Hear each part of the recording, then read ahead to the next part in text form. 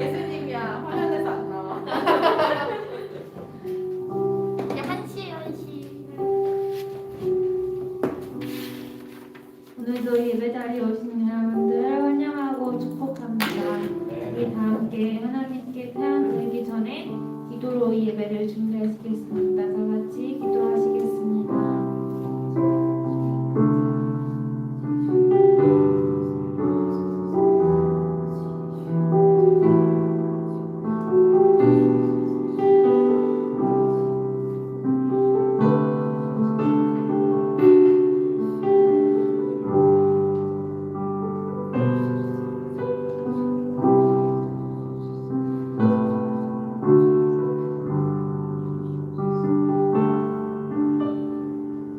사랑이 많으신 하나님 아버지, 오늘도 이 작은 예배를 허락하시며 감사드립니다. 아버지 하나님, 이 시간 우리의 모든 마음을 주님께 드립니다. 우리 안에 있는 부정적인 생각들을 주님께 모두 드립니다. 우리의 어두운 마음들을 주님께서 밝은 빛으로 비춰주시고 우리의 아버지 상한 심령을 주님께서 받아주시옵소서. 주님 마음을 우리에게 주시옵소서. 아버지 하나님, 그리고 이 예배 자리에 오지 못하는 형제 자매들도 아버지 주님께서 마음을 열어주시옵시고 이 예배에 속히 참여할 수 있도록 도와주시옵소서. 아버지 하나님, 우리의 찬양을 받아주실 것을 믿으며 예수님의 이름으로 기도드립니다. 다 함께 보소서 주님 찬양하시겠습니다.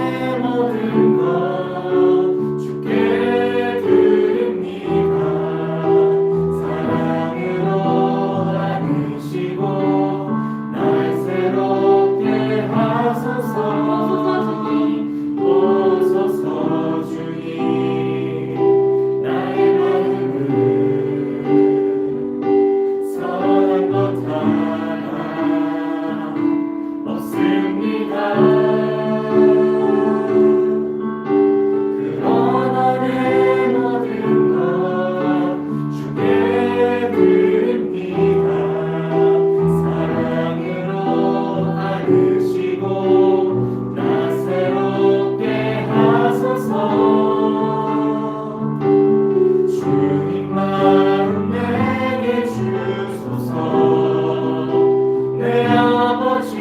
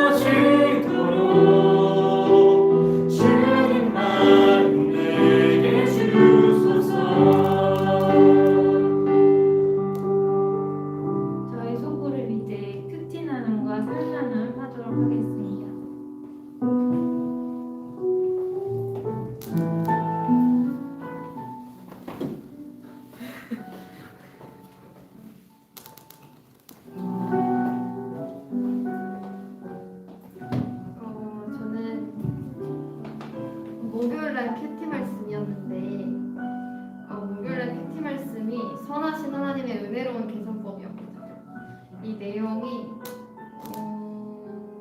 하루 종일 일한 사람이랑 그 1시간 일한 사람이랑 돈을 똑같이 받는데 그 사람이 왜 나는 하루 종일 일했는데 돈을 하나 받았는데 쟤는 1시간 하고도 왜 나 돈이 똑같아요? 라고 예수님께 묻는 내용이었거든요.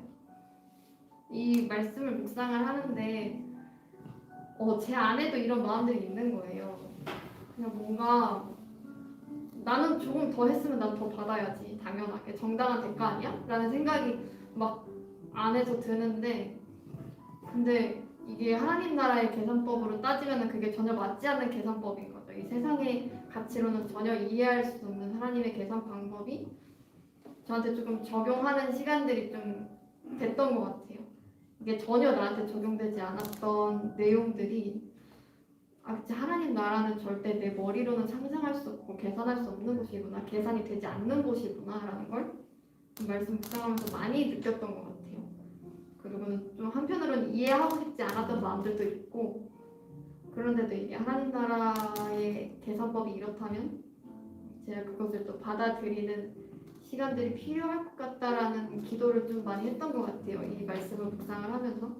그래서 제가 하나님 나라를 그냥 죽고서 뭔가 가기 좋은 곳이라기보다는 진짜 하나님의 나를 추구하고 그 가치를 따르려는 사람으로서 지금부터 노력할 수 있었으면 좋겠다 이런 생각을 하게 되었습니다. 네.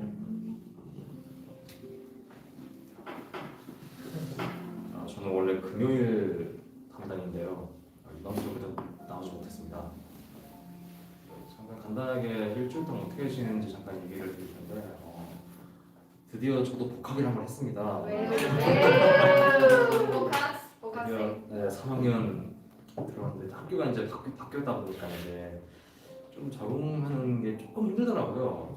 물론 전적대에서 배웠던 게 좀 어느 정도 연동은 되지만 그래도 좀 새로운 것도 있다 보니까 좀 많이 어렵더라고요. 그래도 이제 수학을 전역으로 제가 편입을 해서 들어갔는데 그 수학적인 내용들이 좀 많이 나와서 정말 감사하게도 너무 그게 무리 없이 수업이 너무 그렇게 크게 어렵진 않았던 것 같아요. 그래서 좀 어느 정도 좀 적응할 수 있는 길을 얘기해 주신 거에 대해서 감사드리고요. 이제 비록 복학은 했지만 코로나 때문에 아주 안타깝게도 비대면 수업이에요.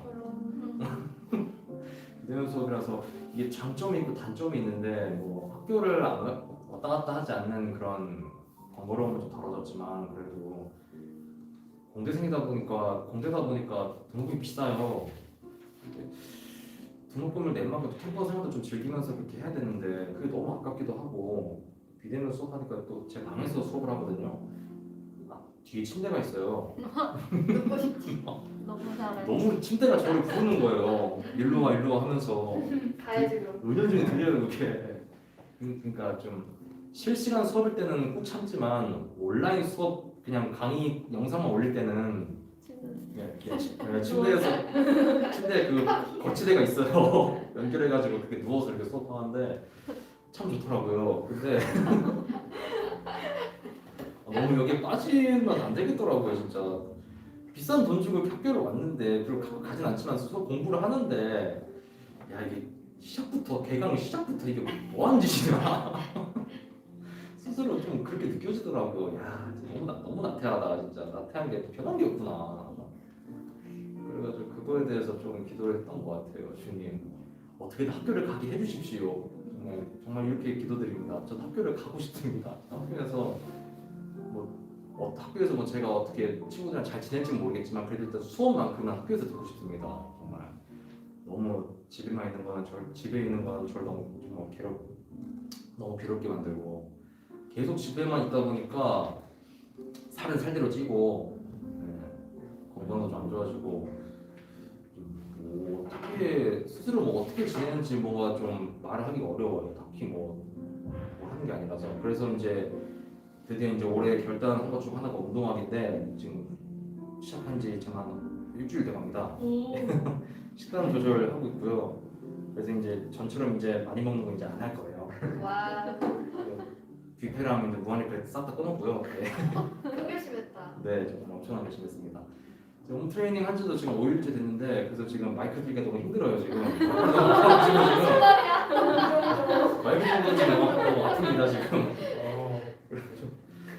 그래서 꾸준히 열심히 하고 있습니다. 그래서 그렇게 정말 집에서라도 그렇게 꾸준히 뭐라 할 수 있다는 그런 시간을 함께 주신 것에 너무 감사드리고요. 또 이제 건강을 좀 더 스스로 생각할 수 있도록 전 주님께서 또 함께 또 이끌어 주신 것 같아서 좀 일주일 동안 좀 어떻게든 게으름을 떨쳐보려는 그런 걸 저희가 허락해 주셔서 너무 감사드렸습니다. 네. 앞으로도 아마 평생 이렇게 운동하면서 식단 조절만 살아야 될 것 같아요. 네. 여러분도 건강 조심하시고요. 네. 정말 마지막으로 제가 좀 기도드릴 거는 육체적인 건강은 좋지만 좀 더 영적인 건강도 좀 계속 있었으면 좋겠어요. 너무 집에만 있다 보니까 확실히 주일날 예배 나오는 것도 이제 더 귀찮아지긴 하더라고요. 그러면 절대 안 되는데 그런 이제 건강하지 못한 그런 신앙적인 마음을 하루빨리라도 이겨낼 수 있도록 함께 해주셨으면 좋겠는 게 제 기도입니다.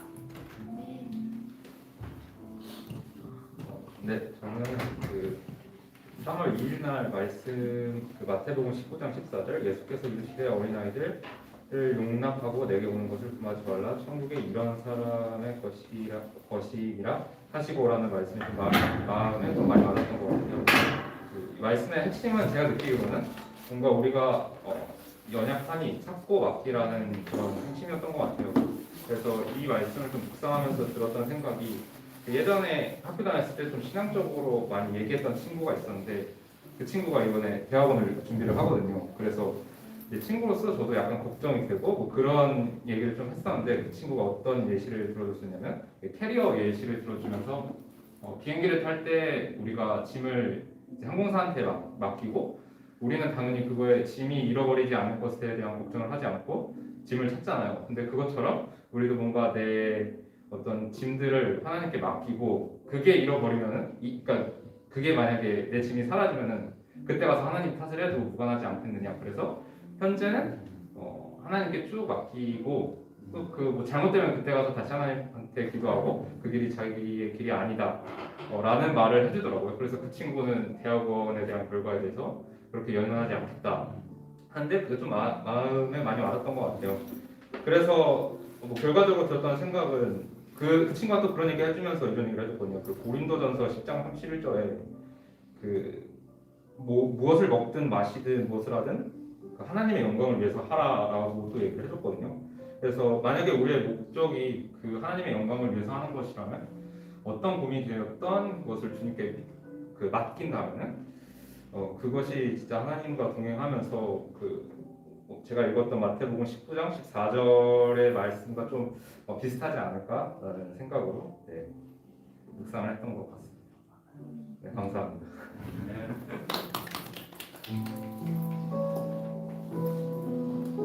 우리 다 함께 나를 지으신 주님 찬양 드리겠습니다.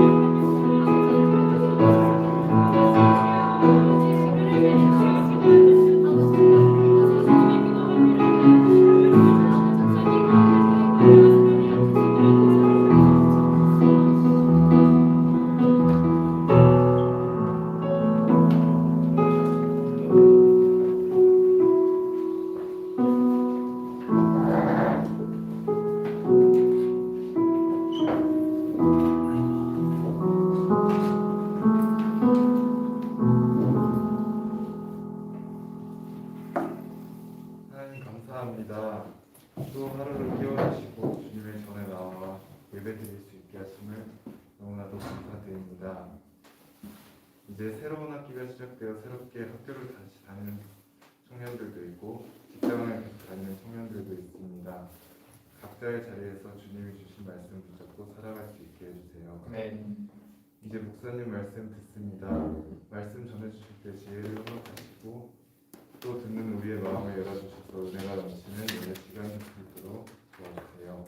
예수님 이름으로 기도드립니다.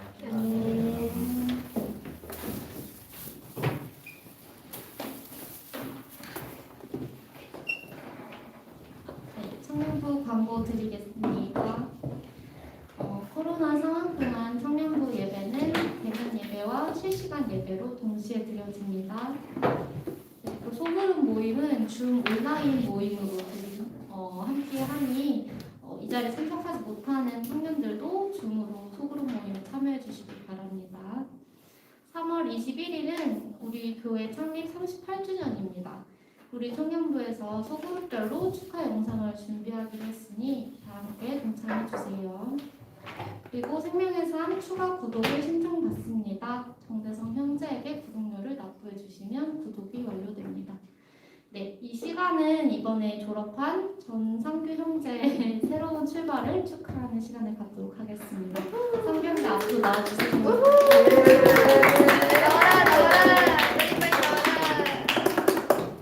자, 우리 작게나마 우리 청년부에서 스타벅스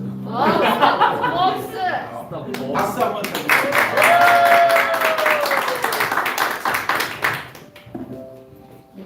그러면 이제 성경 공독 다 함께 할 텐데 마태복음 21장 12절에서 22절 말씀 함께 공독하도록 하겠습니다.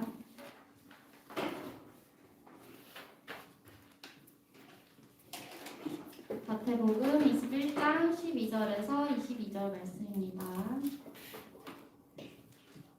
다 준비되셨으면 제가 먼저 공독하도록 하겠습니다. 예수께서 성전에 들어가사 성전 안에서 매매하는 모든 사람들을 내쫓으시며 돈 바꾸는 사람들의 상과 비둘기 파는 사람들의 의자를 둘러 엎으시고 그들에게 이르시되 기록된 바 내 집은 기도하는 집이라 그러므로 받으라 하였거늘 너희는 강도의 소굴을 만드는도다 하신다. 매인과 저는 자들이 성전에서 예수께 나아오매 고쳐주시니 사람들과 소비관들이 예수께서 하시는 이상한 일과 또 성전에서 소를 질러 선한 다윗의 자손이여 하는 어린이들을 보도하여 예수께서 말하되 그들이 하는 말을 듣느냐? 예수께서 이르시되 그렇다. 어린아이 아기와 젖먹이들의 입에서 나오는 산미를 온전하게 하셨나이다 함을 너희가 읽어본 일이 없느냐 하시고 그를 떠나 성 밖으로 무단히 가서 거기서 요하시니라. 이른 아침에 성으로 들어오실 때에 시장하신지라 길가에서 무화과 나무를 보시고 그리고 가사 잎사귀밖에 아무것도 찾지 못하시고 나무에게 이르시되 이제부터 영원토록 내가 열매를 맺지 못하리라 하시니 무화과 나무가 곤란하니라. 제자들이 보고 이상히 여겨 이르되 무화과 나무가 어찌하여 곧 말랐나이까. 예수께서 대답하여 이르시되 내가 진실로 너희에게 이르노니 만일 너희가 믿음이 있고 의심하지 아니하면 이 무화과 나무에게 이런 일만 할 뿐 아니라 이 산으로 들려 바다에 던져지라 하여도 될 것이요. 함께 너희가 기도할 때 무엇인지 믿고 구하는 것은 받으리라 하시니라. 아멘. 이 시간은 목사님께서 헌금 기도해 주시고 하나님이 원하시는 신앙의 열매라는 주제로 말씀 전해주시겠습니다. 자, 우리 기도하겠습니다. 하나님, 우리 사랑하는 청년들 한 주간도 은혜 가운데 지켜주시고 또 우리 주일날 우리 성전으로 불러주심을 감사합니다. 하나님, 또 정성껏 헌금 드린 손길들이 있습니다. 하나님께서 축복하시고 11조로 감사로 예물로 드릴 때 하나님 그 삶에 은혜를 허락하여 주시고 물질의 축복을 허락하여 주시고 건강의 축복을 형통의 축복을 허락하여 주시옵소서. 한 주간 넉넉히 살 은혜와 능력을 주시옵소서. 특별히 오늘 졸업을 축하한 우리 전상규 형제 주님께서 축복하시고 앞길을 인도하여 주시는 은혜가 있기로 원합니다. 새로운 직장에서도 하나님의 자녀로 영광 돌리며 일할 수 있도록 지혜와 능력을 허락하여 주시옵소서. 예수님의 이름으로 기도했습니다. 아멘. 자, 우리 일주일 만에 다들 반갑습니다. 우리 성민이, 성민이 멀리서 왔어. 박수 한번 쳐. 성민이 교육사 보는데 얼마나 걸려서 시간이? 1시간. 1시간. 1시간쯤이야 올 수가 있지, 그렇지? 멀어요. 멀어. 성민이 오랜만에 보니까 너무 좋다. 1시간인데도 꼭 왔으면 목사님 좋겠다. 1시간 보면 목사님 또 1시간 가가지고 성민이 맛있는 거 사줄게. 그래서 우리 성민이 좀 자주 보고 성민이 위해서도 많이 기도하고. 항상 성민이만 보면 또 종환이가 생각나. 까치역까지 멀리 간 종환이 보고 있으면 꼭 예배 나오길 바랍니다.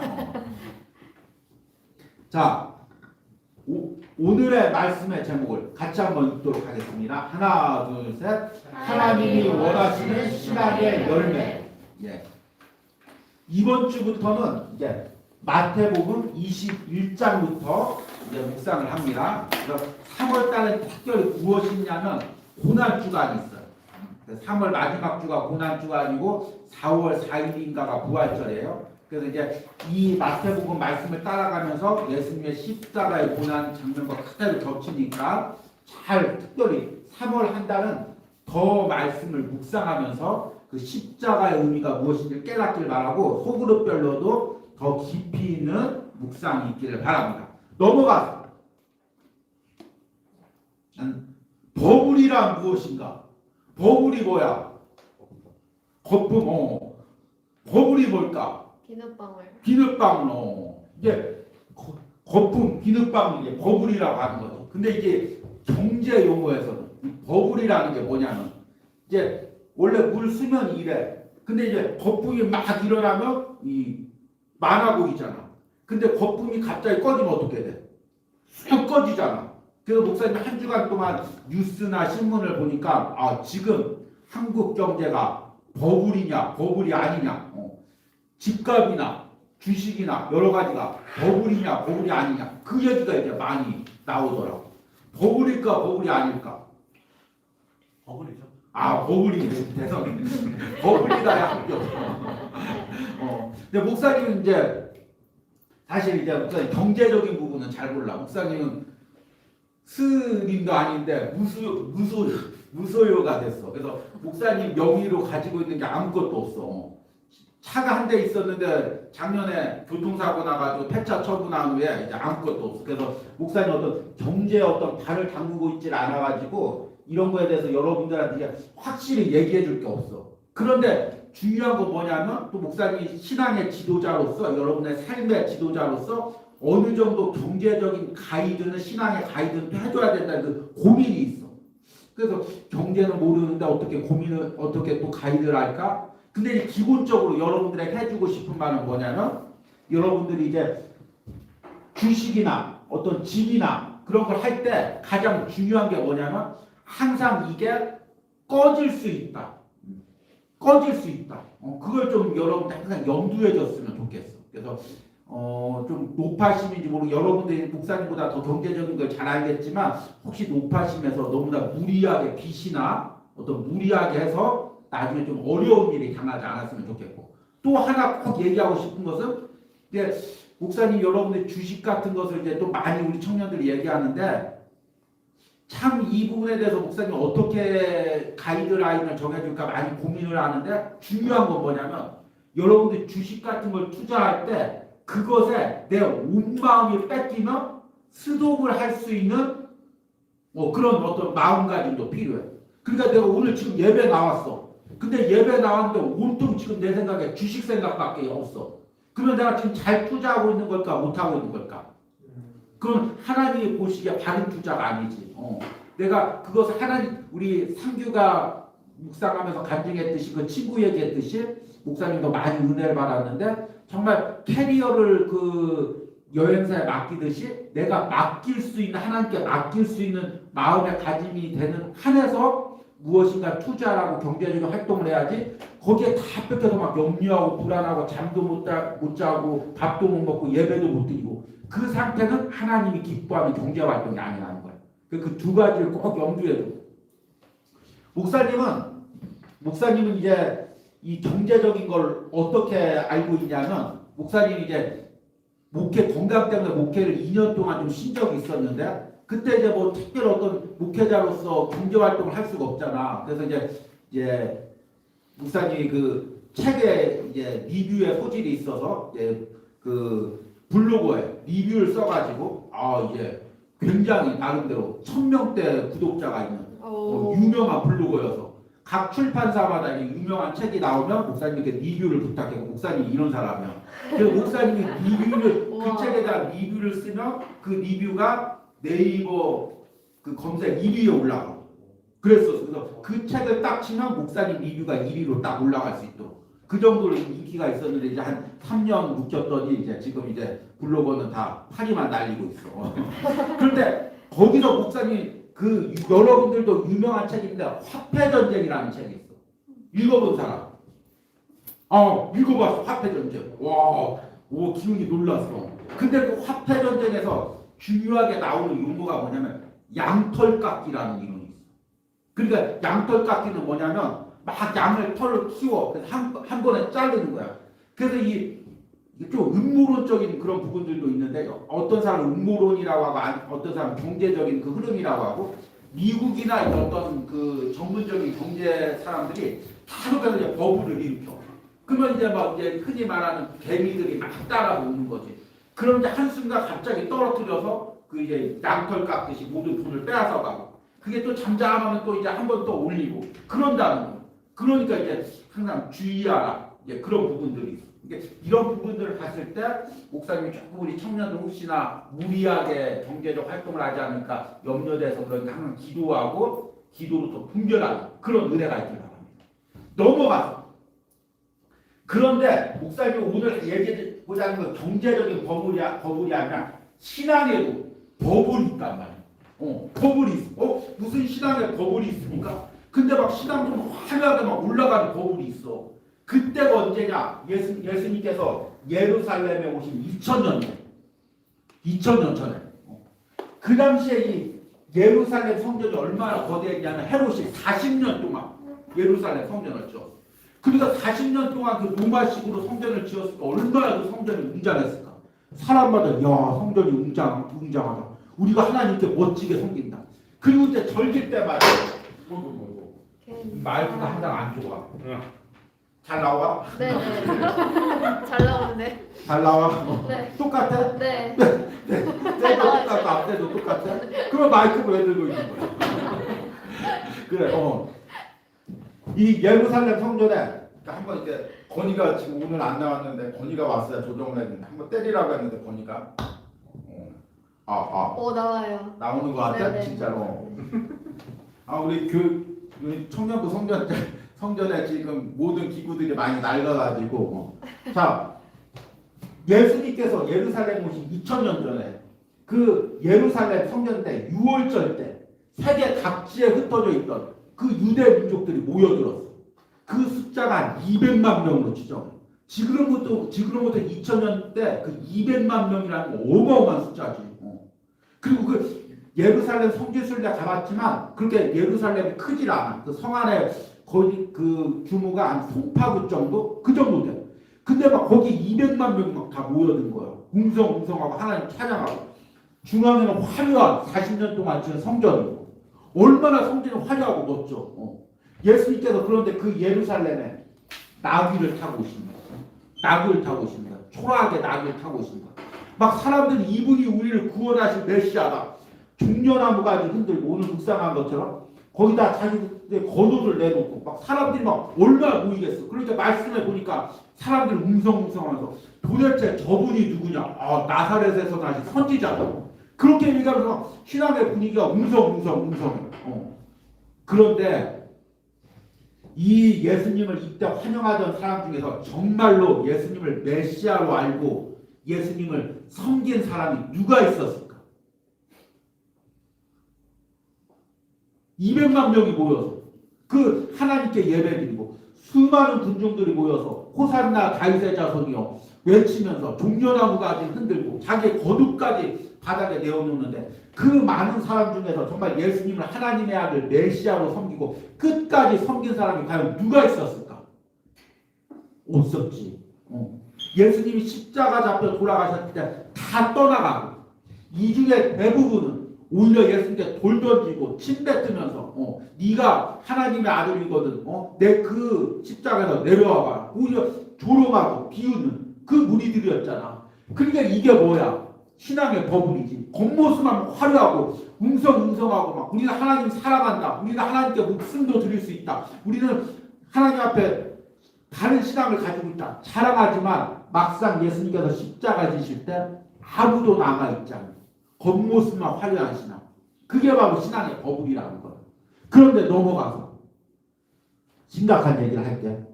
그런데 한국교회 모습도 지금 2000년 전 예루살렘 모습과 다르지가 않는다는 거예요. 이 오른쪽 장면은 코로나 시대 이전 때 교회 모습이야. 목사님 인터넷에서 가져왔기 때문에 어떤 교회인지는 모르겠고 그리고 또 특정 교회를 비판하고자 하는 얘기는 아닌데 코로나 이전에 한국교회 예배가 얼마나 화려했어. 목사님도 이제 가끔가다 목회를 하다가 이제 하나님의 뜻 가운데 이제 쉼의 시간을 가지면 일부러 큰 교회를 가. 그건 큰 교회를 좋아서 가는 게 아니라 큰 교회에서 어떤 예배 시스템으로 또 어떤 말씀으로 전하는지 목사님이 이제 알고 그걸 또 목회할 때 적용하거나 좋은 부분을 받아들이기 위해서 이제 큰 교회를 가. 그러면 들어가지를 못해. 왜 못 들어가냐? 예배 시간 1시간 전에 가도 안 돼. 우리 청년부의 시간 예배 오후 1시인데 다들 늦게 오는데 큰 교회에서 이렇게 왔다 가면 예배 시간에 들어가지고 못해. 차가 입구부터 쭉 밀려 있어가지고 한 조금 늦게 오면은 진짜 차에서 1시간을 대기해야 돼. 그 목사님 같은 경우 어떤 경우까지 봤냐면은 1km 앞까지 차가 밀려 있는 경우도 봤어. 큰 교회 들어가려고. 그러니까 그 주차 요원들이 오셨습니까? 반갑습니까? 그렇겠어? 뭐 얼마나 주차 요원들도 스트레스 받겠어. 저리 가요. 저리 가. 그런 식이야. 그래서 목사님이 이제 처음 가서 여기 차 어디다 대? 지금 차 볼 때 저리 가요. 저리 가. 오지 말란 얘기지. 뭐 새신자 저리 가란 얘기죠. 너무 막 많으니까 받아들일 수가 없으니까. 예배를 드리면 보통 보면 지금 성가대 이 화면에 보면 한 40명 정도가 서 있는데 막 40~50명들 어떤 100명 서 있고 그 다음에 막 화려한 오케스트라 식으로 연주하고 되게 파이프 오르간 뒤에 있는데 그런 식으로 막 나오고 그 다음에 멀티미디어 화면이 사방에 있고 카메라도 막 5~6대가 동시에 잡고 마치 뮤지컬을 보듯이 화려하고 막 사람들이 이렇게 너무 웅장하니까 예배가 이렇게 차원형으로 웅장하게 돼 있으니까 찬양을 하면 막 소리가 울려 성전에. 그러면 막 그 압도감이 사람이 막 뭐 전율을 일으킬 정도로 압도감이 있어. 은혜로워 안 은혜로워? 사람이 보기엔 은혜롭지. 사람이 보기엔 화려하지. 그런데 정말 하나님께서 그 예배를 원하셨을까? 물론 이제 그런 예배 중에서도 중심을 하나님께 드리면 하나님께서 받으셨겠지. 그런데 그 화려한 예배 가운데 하나님이 과연 계셨을까? 그러고 나서 코로나가 생겼어. 몇 명 남았어? 다 띄엄띄엄해서 어떤 때 10명들이라고 어떤 때 20명들이라고 그 화려한 성전에 다 떠나가고 10명 남고 20명 남았어. 코로나 때문에 그러죠. 그런데 그 코로나도 하나님께서 주신 거예요. 하나님께서 왜 한국에 코로나를 주셨을까? 왜 한국교회에 코로나를 주셨을까? 그 화려한 예배, 그 웅성한 예배 그 가운데 과연 그 코로나 가운데 남아있는 사람이 누가 있었을까? 물론 이제 각자의 상황 가운데 예배를 드리는 피치 못할 상황이 있지만 정말 중요한 건 예수님 십자가 지시고 갈 때 남아있는 사람들처럼 앞으로 더 많은 핍박이 오고 더 많은 어려움이 있을 때 그 화려했던 인원들은 다 어디 가고 과연 몇 명이 남아있을 수가 있을까? 그러니까 정말 우리 신앙에 중요한 게 목사님 정말 중요한 얘기를 할 거야. 우리 신앙에 정말 중요한 것은 겉모습이 화려한 신앙이 아니라 내면에서 하나님을 꼭 붙들고 있는 내면의 신앙이 중요한 거예요. 내면의 하나님을 중심을 바로 잡고 있으면 코로나나 그 어떠한 것보다도 더 심한 게 오더라도 내 신앙이 흔들리진 않아.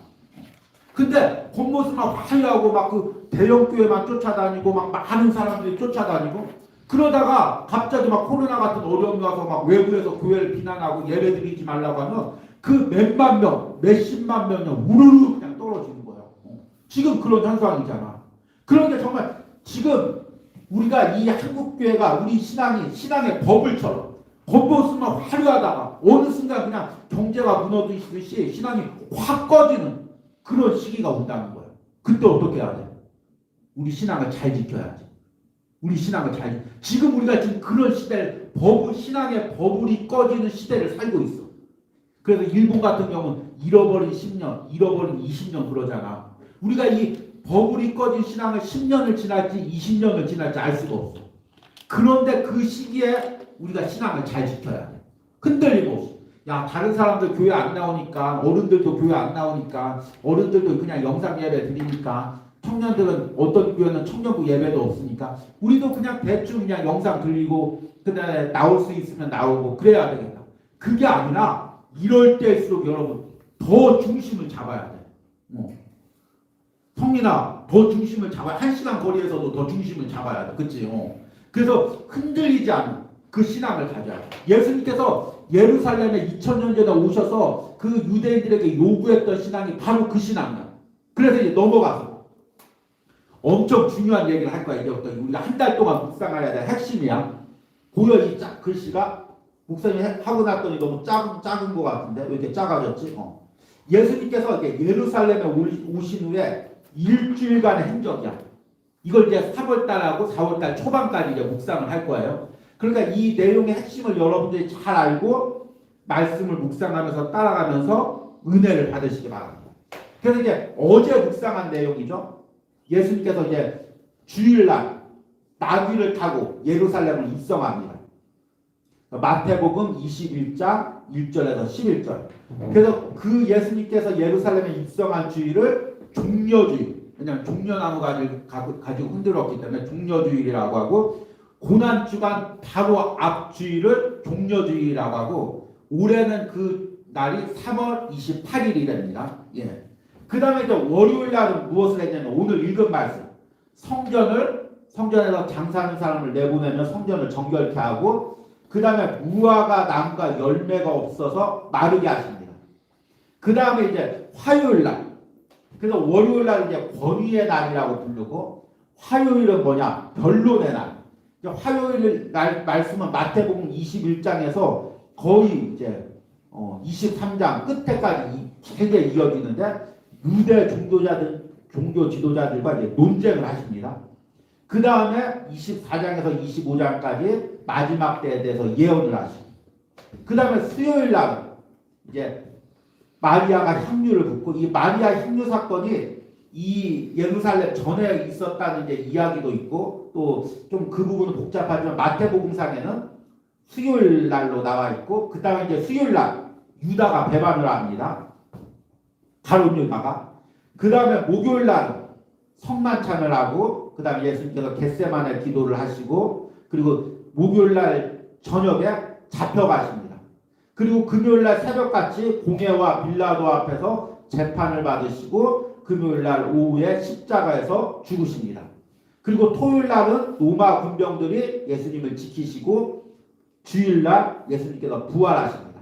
그래서 이 주일이 부활주일이 되고, 우리가 이 부활을 기념하면서 주일마다 예배를 드리고 있는 것입니다. 그러니까 이 예수님의 일주일간의 행정이 이제 잡히시죠? 이거를 여러분들이 머릿속에다 넣고, 그리고 이제 3월 한 달 동안 마태복음 말씀을 깊게 묵상을 해야 됩니다. 그럼 넘어가서 오늘 읽은 말씀 중에서 이제 두 가지가 나오는데, 첫 번째는 성전 정화의 사건이에요. 그래서 12절 말씀 보니까 같이 한번 읽겠습니다.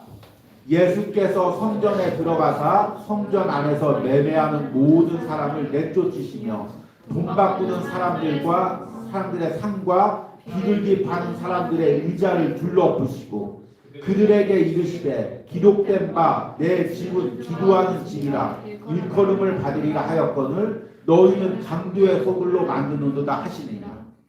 이제 이 신앙의 버블을 예수님께서 지적하시는 거죠. 당시에 그 예루살렘 성전이 너무 화려한 거예요. 그리고 나서 200만 명이 와서, 각지에 흩어져 200만 명이 와서 유월절을 지키는 거예요. 그런데 유월절을 지키려면 하나님 앞에 제물을 드릴 때 양이나 소나 염소나 비둘기를 드려야 돼. 그런데 멀리서 어떻게 그걸 가지고 오겠어? 그런데 예루살렘 성전에 와서 사고 파는 거야. 그걸 사는 거야. 근데 이거 이제 예루살렘 성전에서 장사하는 사람도 있어. 양이나 염소나 비둘기를 파는 사람도 있어. 근데 그 사람들이 제 가격에 팔까 비싸게 팔까? 때는 이때다. 여러분들 말 그 요즘에 그 경제적인 용어로 물 들어왔을 때 노졌자. 그런 의미로 거의 10배를 풍기를 했다는 거야. 그러니까 뭐 비둘기 한 마리 한 10만 원이라면 그 성전에서 사면 100만 원.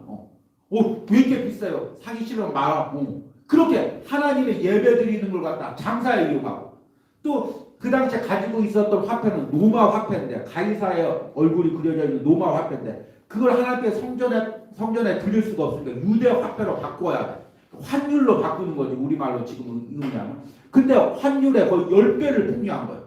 지금 1달러에 한 1200원 한다고 하면 12,000원에 그냥 바꾸는 거죠.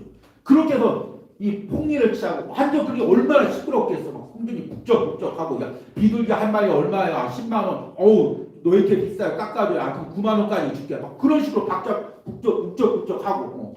그런데 예수님께서 보시기에 너무 얼마나 안타까워. 예배하는 성전이 하나님께 기도하는 성전이 강도의 구별이 된 거야. 그런데 예수님께서 채찍을 만들어서 다 내어 쫓으시고 내보내시는 거예요. 지금 예수님의 마음 성전을 봤을 때 그 예수님의 마음 이런 마음이셨어요. 그 다음에 이제 넘어가서 그리고 무화과 나무 잎을 보시는 거예요. 이제 원래는 이 예수님의 행정 내용상 성전을 정결하기 전에 무화과 나뭇잎을 보러 가시는 거야. 그래서 무화과 나뭇잎을 딱 보니까 무화과 나뭇잎이 풍성해. 열매가 잎사귀가 풍성해. 근데 열매를 딱 먹으려고 시작하셔서 열매를 딱 먹으려고 하니까 열매가 없는 거예요. 그래서 예수님께서 뭐라고 하시냐면 19절에 길가에서 한 무화과 나무를 보시고 그리로 가서 잎사귀밖에 아무것도 찾지 못하시고 나무에게 이르시되 이제부터 영원토록 내가 열매를 맺지 못하리라 하시니 무화과 나무가 곧 마른지라. 그런데 이 유대력으로 6월절은 지금으로 말하자면 우리나라 태양력으로 하면 3월 정도가 해당돼요. 그런데 무화과 나무잎은 보통 무화과 나무 열매는 우리가 잘 알다시피 한 9월이나 10월 정도에 열매 맺어. 그러면 3월에 열매를 찾으면 열매가 있을까 없을까? 없어요. 당연히 때가 안 돼도 열매를 안 맺었는데 예수님께서 무화과 나뭇잎을 무화과 열매를 마르게 하시니 예수님 나빠 안 나빠? 예수님 왜 그러셨을까? 이게 바로 유대 민족의 신앙의 모습을 예수님께서 지적하신 거예요. 무화과 나무 잎을 무화과 나무 열매를 마르게 하면 잎사귀만 청하고 무성하고 열매가 없는 거야. 열매가 없는 거야. 그 지금 이스라엘 백성이 200만 명이 모여서 막 하나님을 찬양하고 거대한 40년 동안 지금 성전에서 하나님을 찬양하고 하나님께 막 제물 드리기 위해서 10배 비싼 돈을 받고 가면서 양 드리고 비둘기 드리고 막 그렇게 하나님께 예배하고 찬양하는데 잎사귀만 무성하지 하나님이 진정 원하는 열매가 없는 거야. 그래서 야 열매 내놔봐라.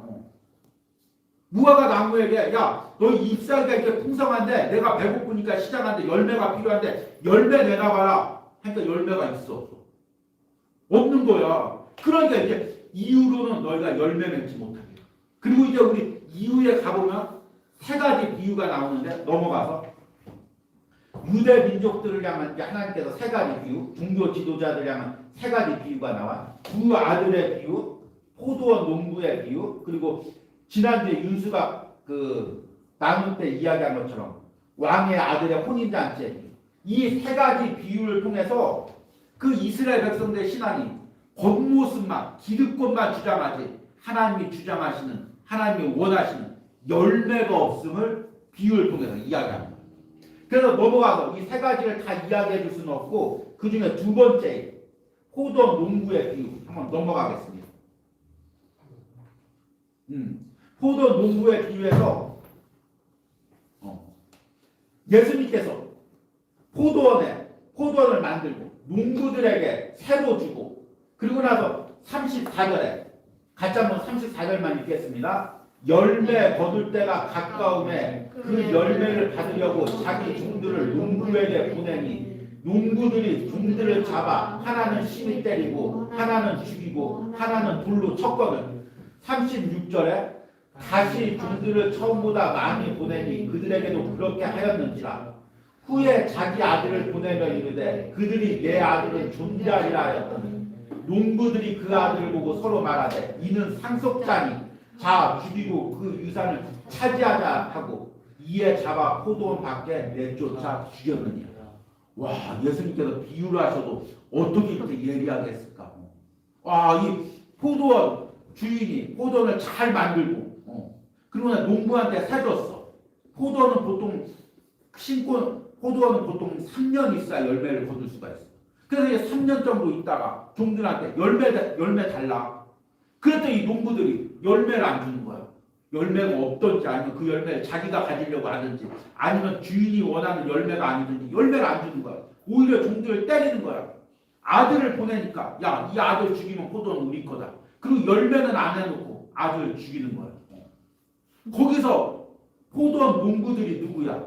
유대인들, 유대 지도자들. 아들은 누구야? 예수 그리스도. 그럼 열매는 누구야? 열매는 뭐야? 하나님이 원하시는 열매는 뭐야? 야, 너희들 열매 내놔봐라. 3년 됐잖아. 열매 내놔봐라. 내가 종들을 보내서 열매를 갖고 오려고 하니까 열매 내놔봐라. 근데 그 예수님께 하나님께 내놔야 될 열매가 뭐야? 우리 청년부 있어. 우리 청년부 오랫동안 진립교회 38년 역사와 함께했어. 그리고 이제 목사님이 같이 한 지도 이제 어느덧 5년째가 돼가고 또 그 전에 2년까지 한 7년째가 돼가고 아주 하나님께서 은혜 주셨어. 그런데 하나님께서 우리 청년부에 야, 너희들 이제 오랫동안 전영민 목사님과 함께 신앙생활 했으니까 어디 열매 좀 내놔봐라.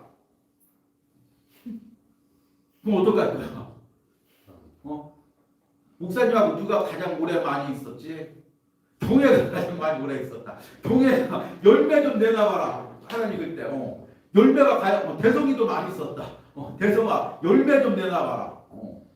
하면 열매 어떤 열매 줄 거야? 그 열매가 뭘까?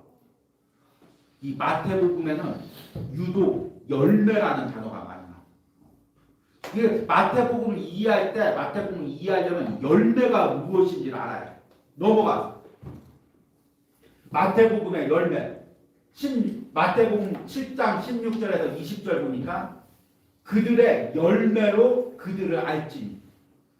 그러니까 시간이 없어서 목사님 이 내용을 다 읽어주지 못하지만 나무는 어떻게 하냐면 그 나무가 가시나무인지 포도나무인지 무화과나무인지 어떻게 알아? 그 무화과 나무에 무화과가 열리면 이건 무화과 나무고 포도나무에 포도가 열리면 그거는 포도나무고 이제 열매로 그 나무를 아는 거야. 좋은 나무인지 나쁜 나무인지 어떻게 알아? 좋은 열매가 많이 맺히면 이건 좋은 나무고 열매가 안 맺히면 이건 나쁜 나무. 열매로 아는 거지. 그러니까 우리 신앙은 뭘로 하냐면 열매로 아는 거야. 그러니까 우리 진입교회 특징이 다들께서 천국 소망을 이야기하고 천국에서 하나님께 받을 상급에 대한 얘기를 많이 해. 그러면 하나님께서 우리에게 천국에 가셔서 상급을 주실 때 뭘로 주실까? 열매를 통해서 주시겠지. 이 땅에 살면서 어떤 신앙의 열매를 많이 맺었는지 그걸 보시고 야, 너는 이 땅에 살면서 풍성한 열매를 맺었으니까 많은 상급을 받아라. 그렇게 하시겠지. 그럼 그 열매가 뭘까? 계속해서 이야기하는 열매가. 넘어갔어. 아니 여기서 갈라디아서 5장 22절에 같이 한번 읽겠습니다. 오직 성령의 열매는 사랑과 희락과 화평과 오래 참음과 자비와 양성과 온유와 절제니 이 같은 것을 금지할 법이 없느니라. 신앙의 열매가 뭐냐면 우리가 겉으로 화려한 것. 내가 교회를 10년 다니고 20년 다니고 그래도 나이가 들어서 직분을 무엇을 받고 세상에서 얼마큼 큰 일을 하고 그것이 열매가 아니라 하나님이 원하시는 내면에서 하나님을 닮아가는 열매, 신앙의 인격, 예수님을 닮아가는 신앙의 열매. 그것을 지금 예수님께서 우리에게 원하신다는 거예요. 자, 세상의 육체 일은 뭐야? 육체 일은 육체 열매를 맺어. 육체 열매는 뭐야? 19절에 보니까 음행과 더러운 것과 호색과 우상숭배와 주술과 원수 맺는 것과 분쟁과 시기와 분냄과 당짓는 것과 분열과 이단과 투기와 술취함과 방탕함과 이런 것들 열매를. 그리고 우리가 세상에서 세상으로 살면 당연히 세상의 열매를 맺어. 아, 나는 야 너희들 술 몇 잔 할 수 있어. 나는 소주 10병은 겉뜨거 없어. 소주 10병은 넉넉해. 그게 무슨 의미야? 소주 10병의 열매를 거둔 거야. 살면서. 자꾸 이제 주량을 늘려서 소주 10병에 열매. 대단한 열매를 거둔 거지 나는. 그리고 나서 또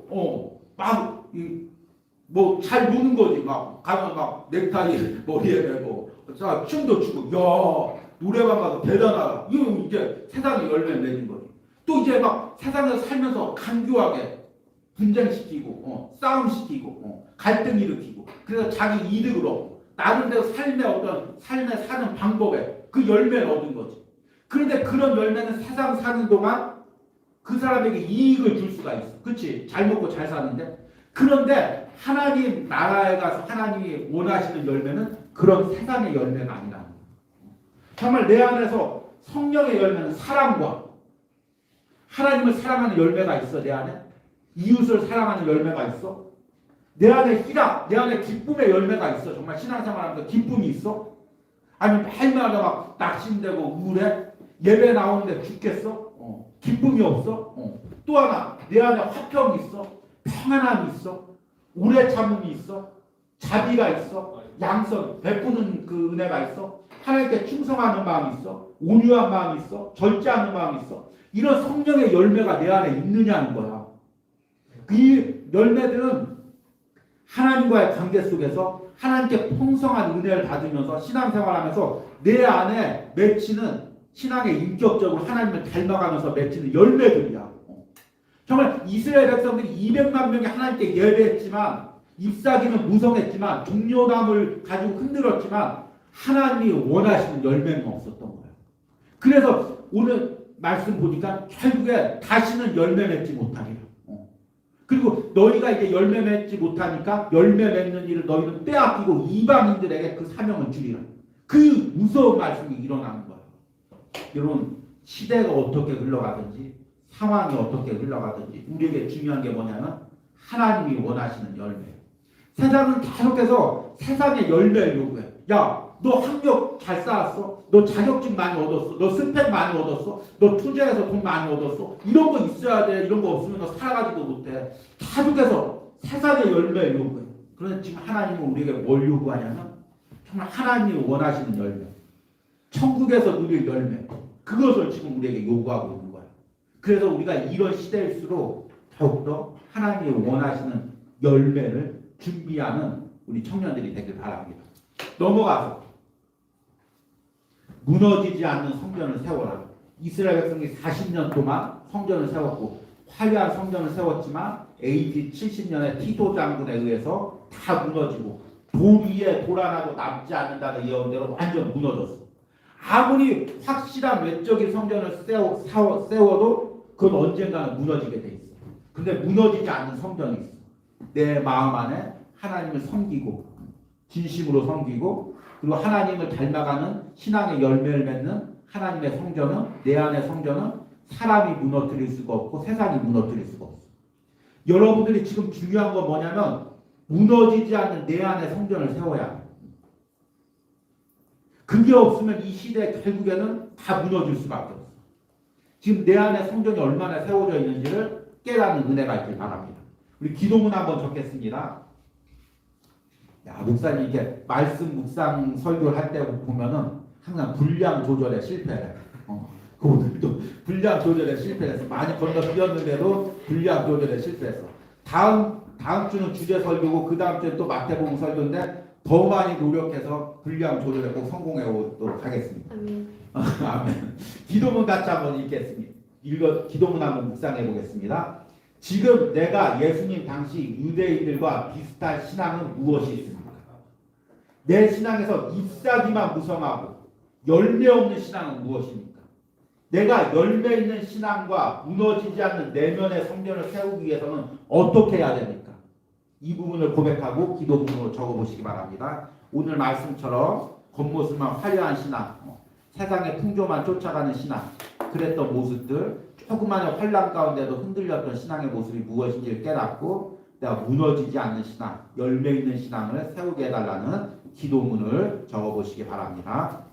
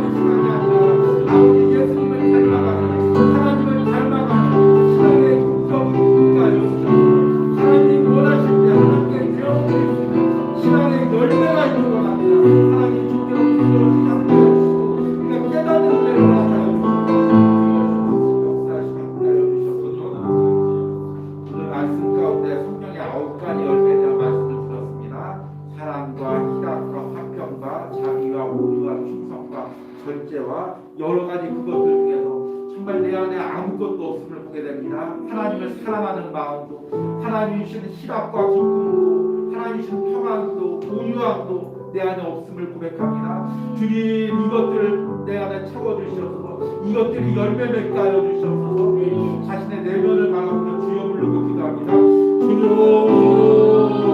하나님, 내가 하나님이 원하시는 시간의 열매가 없음을 고백합니다. 내 안에 하나님을 진심으로 사랑하는 마음이 없습니다. 내 안에 이웃을 사랑하는 마음이 없습니다. 하나님이 주시는 평안이 내 안에 없습니다. 주여, 주님의 주시는 삶의 기쁨이, 예배의 기쁨이 내 안에 없습니다. 주여, 주님 주시는 우리의 마음이, 절제의 마음이, 충성의 마음이 내 안에 없습니다. 아버지,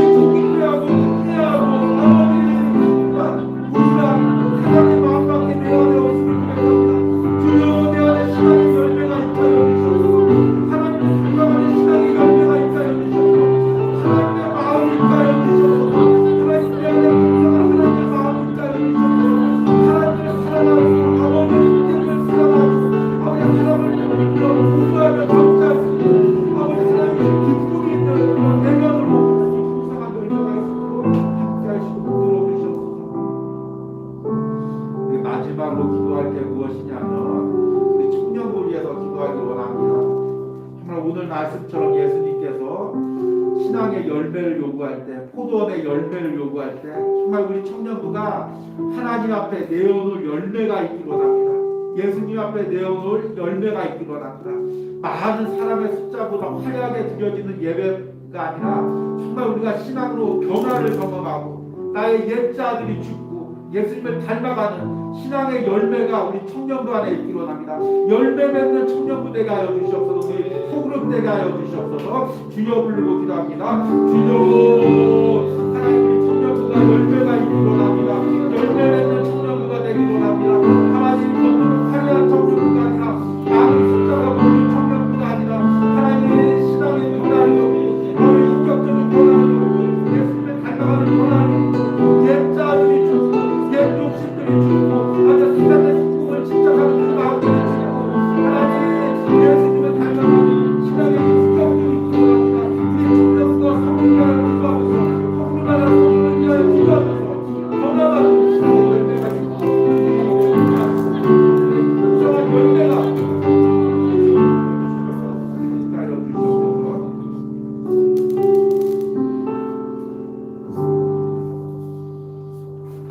하나님 오늘 말씀에 하나님께서 이스라엘 백성들에게 열매를 요구하는 모습들을 보게 됩니다. 그런데 정작 열매를 요구할 때 잎사귀만 무성하지 하나님께 드릴 열매가 없습니다. 아들을 통해서 열매를 요구할 때 그 아들에게 드릴 열매가 없음을 그 영적인 모습을 보게 됩니다. 하나님 이 모습이 한국교회 모습이 아닌지 우리의 모습이 아닌지 말씀을 듣고 두렵고 떨림으로 이 말씀을 묵상합니다. 하나님 시대가 무엇을 요구할지라도 우리 사랑하는 청년 하나님께서 그 신앙의 본질을 지키게 하여 주셔서 하나님이 원하시는 신앙의 열매를 맺는 청년부가 될 수 있도록 함께하여 주시옵소서. 하나님 우리가 외적인 것에 신경 쓰기보다 하나님이 원하는 신앙의 열매를 맺을 수 있도록 더욱더 하나님을 사랑하고 하나님 주신 평화와 화평이 우리 가운데 있게 하시고 무엇보다도 세상 살아가면서 세상에 눌리고 찢기는 것이 아니라 하나님이 주시는 기쁨으로 살아가고 예배할 수 있는 청년들이 될 수 있도록 함께하여 주시옵소서. 이를 위하여 소그룹마다 서로를 위하여 기도하며 예수님을 닮아가는 신앙의 싸움을 싸울 수 있도록 서로를 격려할 수 있는 소그룹이 될 수 있도록 함께하여 주시옵소서. 예수님의 이름으로 기도했습니다. 아멘. 하늘에 계신 우리 아버지여 이름이 거룩하심을 받으시오며 나라의 임하옵시며 뜻이 하늘에서 이루어진 것 같이 땅에서도 이루어지리라. 오늘날 우리에게 일용할 양식을 주옵시고 우리가 우리에게 죄 지은 자를 사하여 준 것 같이 우리 죄를 사하여 주옵시고 우리를 시험에 들게 하지 마옵시고 다만 악에서 구하옵소서.